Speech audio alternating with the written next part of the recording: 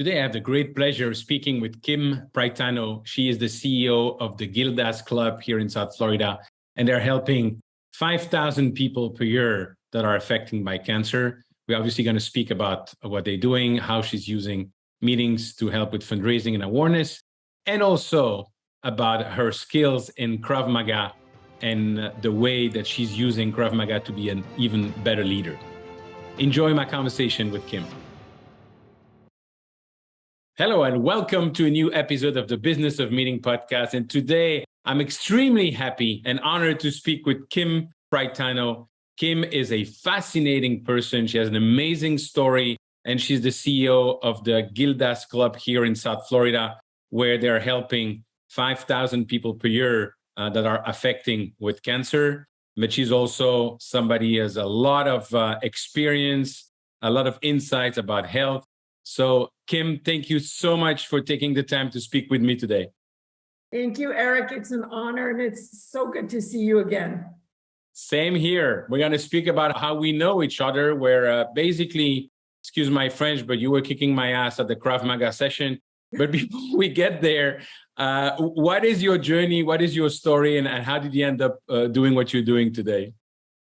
So I always go back to my roots. My family came here. All four of my grandparents came here from Italy, all from southern Italy, in small farming cities mostly. And they came here with nothing. Basically, got on a boat in the World War II era, as many people did, and they started over here. And they moved to New Jersey, where lots of people were coming there through Ellis Island, New York. That's where they came into the country. And they went to New Jersey into neighborhoods where other family and friends moved that could speak Italian, that could show them the ways, that could help them get started. And so they, none of my grandparents or my parents finished high school. And so they didn't have the material things to give to me that you would traditionally see today. We want to give kids an education. We want to give them the material things that will help them be successful. But they didn't have any of that. But they had such a strong sense of values and work ethic. And I always say they taught me true grit. They taught me how to do what I needed to do to move ahead. They didn't necessarily know how to be entrepreneurs or what college was all about. When they came to see me graduate college, my parents were looking around kind of like, what is this place? We were at Rutgers University, and they saw all the people, and they were amazed and in awe by it, but they weren't really sure what it was. And they used to say, you're smarter than we are. And my dad would always say that. And I say, no, Dad, I just know different things from the book, but the books can't teach me the things that you taught me. And those things have carried me through my whole career. That's my real journey. The values and there's no quit in me, because when I look back and I see how my grandparents, they made it through the Depression with very large families. One had 8 kids and the other 10. And so I saw they just made it happen. There was no quit in them. And I learned that from them, that quitting is not an option. That's beautiful. I'm speechless and very emotional. It also made me think of history of my family, although it didn't come exactly the same way, but it's beautiful what you're saying. There's always this say that you made me think of.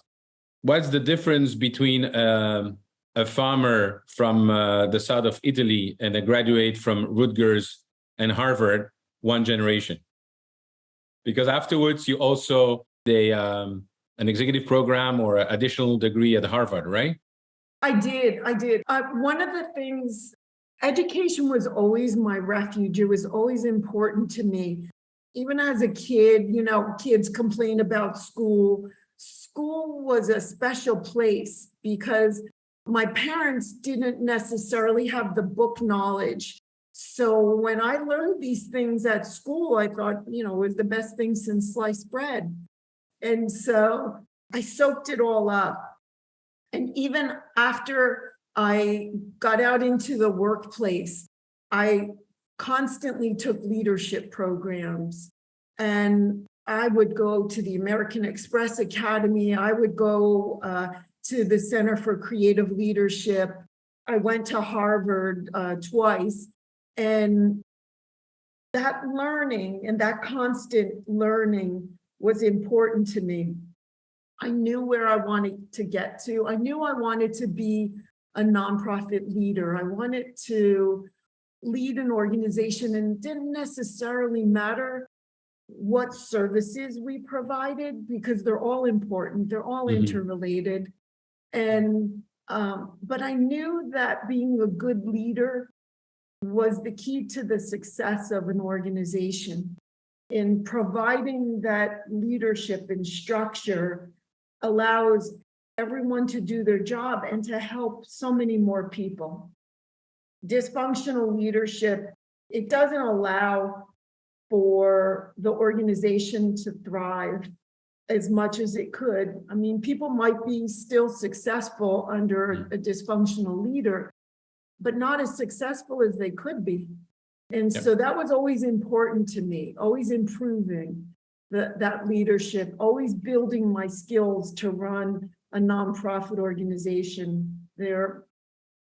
We wear many hats in the nonprofit world. We don't get funded necessarily for infrastructure like human resources and finance, marketing, advertising. We kind of have to figure out how we're going to fund those things. So we wear multiple hats. And I continuously got certifications to do those things that I knew no one would fund. And so that's one of the reasons why I ended up at Harvard. They had a leadership program to teach nonprofit executives how to look at real outcomes. We all think that we do good work, and the work that makes us feel good about helping people. But we need to make real change. And to do that, we're measuring outcomes. And that one of the programs at Harvard that was most meaningful to me was outcome measurement. The other was excellence in nonprofit governance. You can have a board of directors that's a figurehead board and have the nonprofit leader run the organization. But a really successful organization will have the nonprofit leader and the board working together collaboratively to lead the organization. And if you can figure out how to do that, it's key. Absolutely. And that's, that was a really important program. Yeah, the only thing I kept from Belgium is I'm still a trustee in the Demoiselle Parkinson Foundation that Patrick and Anne-Marie started because he was diagnosed with Parkinson 16 years ago when he turned 40. And the way that he was from Bain and she was with Allianz. And it's absolutely amazing, first of all, the positivity that they have. And to your point, how they work with their board of trustees and how they tap into the experience of everyone and how they prepare the board meeting. Quite frankly, I don't see any difference when I was in a board of a corporate or a nonprofit in the way they prepare things, because that's to your point, how you engage people. Do you see any difference with that? Yes. So, I mean, obviously, there are a lot of hats that I wear, but I'm not an expert in accounting. I'm not an expert in law. I'm not an expert in finance. I have board members that are, and they really help create the vision and the experience that we have. Some of the really big challenges that we're facing in our organization today are ones that our board members are coming together. In fact, tonight we have a board meeting And we're developing an ad hoc committee to address some of the issues that we encountered during the COVID pandemic. Yeah, so yeah, I think we agree that you basically your role is to prepare the board to show what are the challenges and tap into their experience to get your answers. As you say, measuring outcomes start with that. Right, right. And they're all dealing with issues in their own businesses. Although it's not exactly the same as the nonprofit, the trends are very, very similar right now. And many of our board members have been board members for other nonprofits. The same types of issues come up, so they know how they handled it there, or then they know what didn't work there. So they can bring that to the table. They're so valuable and they're professionals. So I have to have that shared leadership with them in order for them to be able to help. Absolutely. And you yourself, you're also board members in various other organizations locally that with business people, not only nonprofits. So I think it's a wonderful exchange. How would you define something that I think is essential today, especially after COVID, when people are wondering what they're doing, what is their purpose, why do they spend the time and working for any organization? How would you define servant leadership? So before I define servant leadership, I want to tell you the mission of Gilda's Club is to ensure that all those impacted by cancer are empowered by knowledge, strengthened by action, and sustained by community. And that community part, that's for me what gives me, and for many of the employees at Gilda's, that's what gets us up to come to work every day. We know that that community of support depends on us. And so for me, servant leadership is making sure that I'm giving my staff members all of the tools that they need to do their jobs. They want to do a good job. They know how to do a good job. They know what they're supposed to do. But I have to get those tools. They tell me what they need, and I go find the money and the tools to get it for them. And really, that's how we separate our roles. And that's servant leadership for me. Absolutely. Now, you mentioned the mission of Gilda's. What are the activities that you are organizing throughout the year? So when we're talking about cancer, the medical professionals handle the clinical part, chemotherapy, radiation, going for your follow-up doctor's visits. But in the health industry, we know that there are social determinants of health, other things besides that clinical piece that must be addressed in order to have good health outcomes. Where you live, do you have enough food? Do you have housing? Do you have transportation? Do you have mental health insurance? Do you have resources and access to physical fitness and health and diet? Those things many people don't have access to. So their health outcomes are not good when they do go to the doctor. And if they follow up with treatment, we may know what treatment is, but people need to follow up. So the services that Gilda's Club provides, healthy living classes like yoga and Tai Chi and nutrition classes, cooking classes, dance, all of those things are important to helping people do better when they do go for their clinical treatment.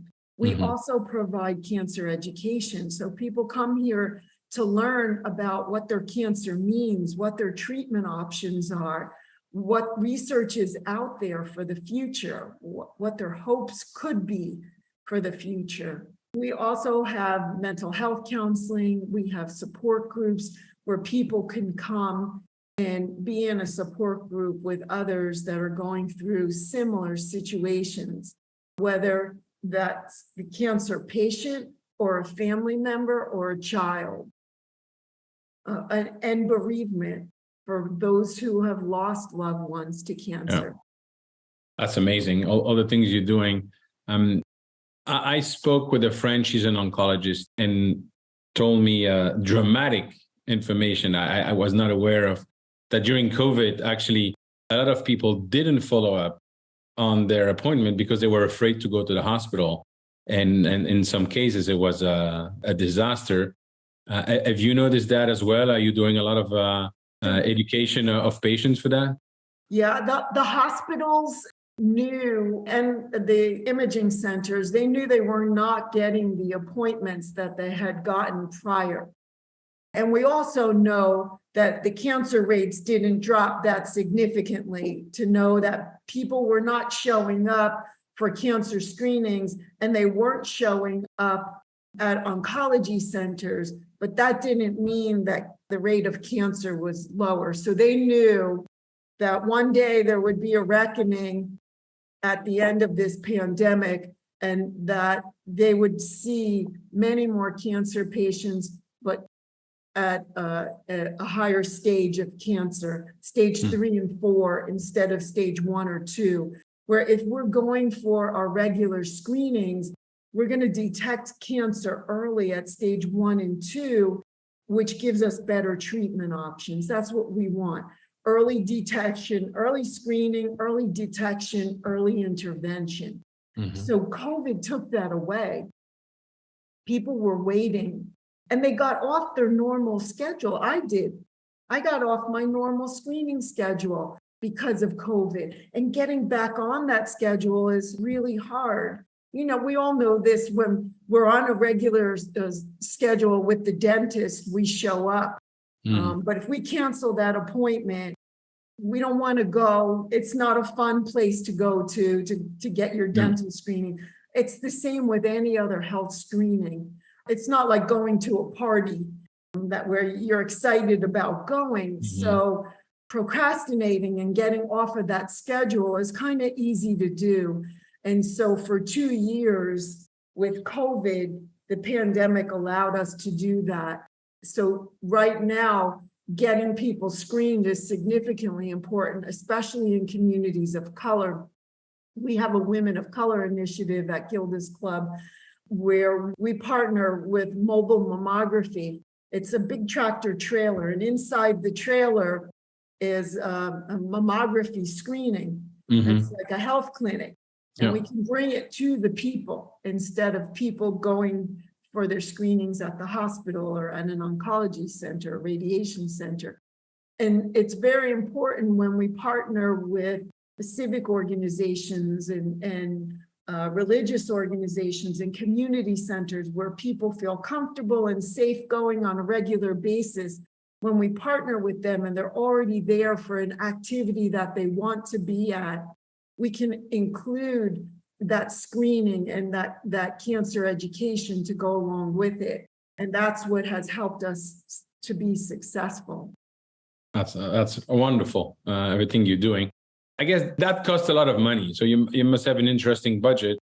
And I know you're doing events regularly to create awareness and also obviously to fundraise. How does events in general are part of your strategy for fundraising and for awareness? So you're right. We do not get government funding. We have no recurring funding that we can depend on a regular basis. We don't make a product that we sell, so we don't get funding that way. But we do apply for grants, and as you said, the question is really important. How do we get money through events? So we have 3 significant major fundraisers every year. We just had a race for hope. It was a run and a walk. Our next one is called Jet Cruise on Rouge. It's a hangar party at Hollywood International Airport at Gold Aviation's hangar. And that fundraiser will bring out more than 400 people. They'll buy tickets for the event and they will donate. They'll donate to auction items and things that we have at the event itself. But as important as the event, it brings awareness to Gilda's Club for people who came to the event because someone invited them. And now they know about Gilda's Club, a nonprofit organization that serves cancer patients and their families, but they may have never heard of us before. They just came for the fun event. So now they're connected and engaged with our organization. And individually and from a business perspective, they may want to partner with us for the long term and in many other ways besides that event that they came to. And that's what makes events really important. It's the start of a relationship. Absolutely.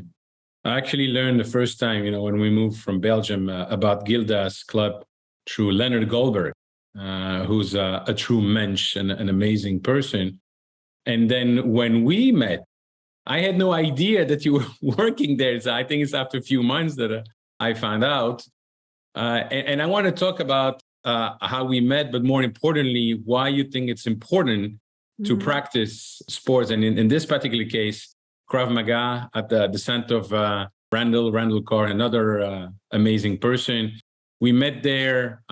You are an extremely dangerous person. I can testify to that.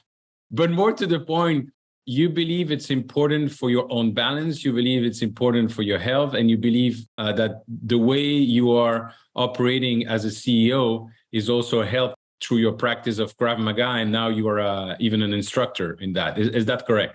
That's correct. So fitness has always been important to me. I was a weightlifter for 35 years before I ever walked into Randall Koch's Krav Maga school. So I knew that going to the gym and having that discipline of healthy living every day, setting goals in the gym, it helps my body stay healthy and that helps my mind stay healthy. But as I got older, it was much harder to lift weights. And one day I had a scare. I was walking by the beach and this guy came at me as though he was going to attack me. And I was startled, I was scared, and I was feeling like I was getting older. I was 51 years old at the time. I felt like I was getting older. You lose your confidence as you get older. You can't run as fast. Even if you get up and exercise every day, you're not as good as when you were 20. So we all experienced that. And that day I was really feeling it. Like, if I had to run, if I had to fight, if I had to defend myself, what would I do? And I didn't want to go. I was walking early in the morning, so it was still dark. I didn't want to go out walking. That lasted for 2 weeks. And then I said, I need to do something about this. So I started looking for self-defense courses and I reached out to a couple schools. And when I went to Krav Maga Worldwide in Pompano Beach, I met Randall. And I knew this was the school that I wanted to go to. And I had no knowledge of how long I would stay or what this would mean, but I loved it. Every class, I was setting goals to help myself to be stronger, healthier, more fit, to learn self-defense, work on my techniques, and my confidence was building every single day.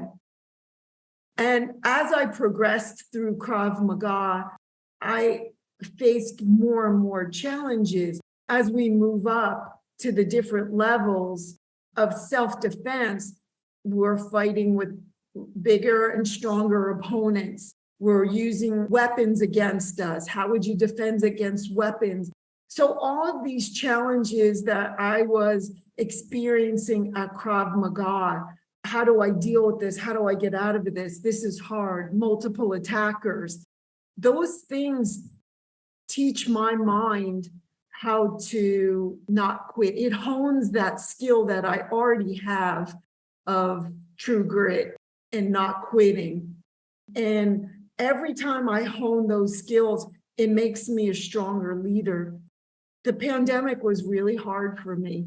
It was hard trying to keep a health organization safe, making sure that cancer patients who were immune compromised and the staff members that served them would stay safe, and to minimize the risks of COVID and to allow people to work remotely and still run an organization and have to show up at a building and make things happen. Figuring all that out was a big challenge. And so I need to have something in my life to keep that stick-to-itiveness fresh. Yeah. And Krav Maga was it for me. There was a group of us when all of the martial arts schools had to close. We did Krav Maga online on Zoom, and just so that we would keep up our schedule of practice. And we practiced online, and it was hard, but it was something that we did as a discipline to keep us going. That's awesome. And now that you're back face to face in person, I quite frankly don't wish any bad person to meet with or Randall or JJ or Monica or you. God bless them.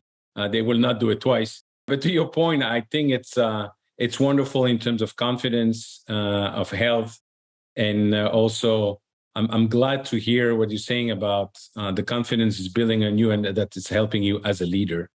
And Kim, I would speak with you for hours. Obviously, the format of the podcast that doesn't allow too much that, unless you're Joe Rogan, which I think you should be on it as well. I just want to end asking you, in 1 year time, when we meet again with a bottle of champagne, what are we going to celebrate? So in a year, we're going to celebrate the sustainability of Gilda's Club. This celebration of making it through many, many challenges, moving into a new building that we desperately needed, and we did it through the pandemic. We're running a capital campaign through the pandemic, which we are 75% completed. And so hopefully in a year, we'll be closer to 100% completed to raise the monies. But really to have a sustainable, healthy organization. And in terms of Krav Maga, so I have to go back in a year. I probably will have gone back for another teaching certification. And hopefully we'll be celebrating that also. Awesome. And then I'll take my lessons with my daughters. So that's perfect. Listen, Kim, thank you so much for taking the time today. Thank you very, very, very much for everything you're doing and the Gilda's Club is doing. And if people want to reach out to you, how can they get in touch with you?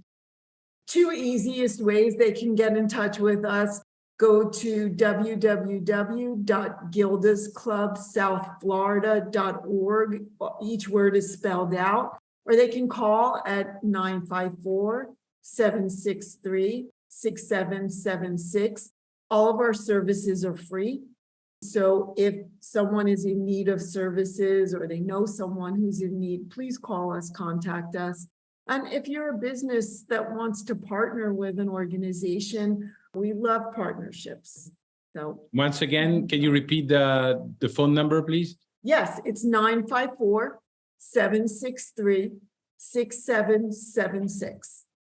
Thank you so much. And I look forward to seeing you soon. Thank you. Kim, thank you so much for taking the time to speak with me. And more importantly, thank you for everything that you and the Gilda's Club are doing. It's absolutely amazing. Ladies and gentlemen, if you want to connect with me, please go on LinkedIn or join my Facebook group, www.eventbusinessformula.com/group. And if you enjoy this conversation or you think that the information can benefit someone in your network, please share it by all means. Thank you. Bye-bye.